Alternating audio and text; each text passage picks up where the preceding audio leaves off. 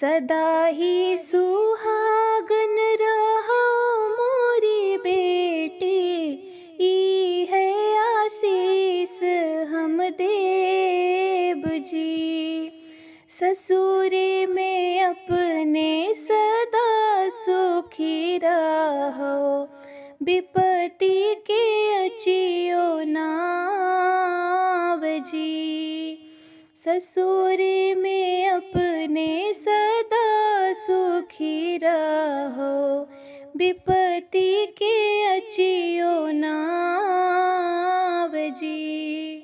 सासू का अपने तू मम्मी पुकारो, ससुरु का मानो अपन बाप जी।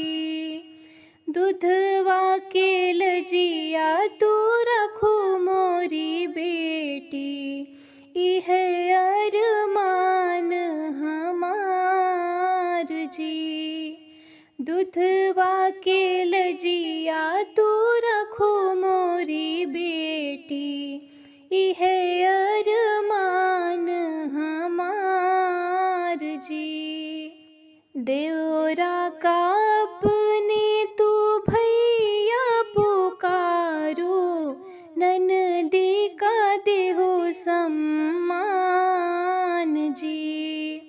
रखिया के लजिया तू जग में निभाओ, इह बाट मोर अरमान जी। रखिया के लजिया तू जग में निभाओ, इह बाट मोर अरमान जी। इतना बचन सुनी बहिनी कावन रानी, सुना भैया रज हमार जी। दूधवा खिलाई मम्मी दहिया खिलाई, रखिया के मूल अनमोल जी।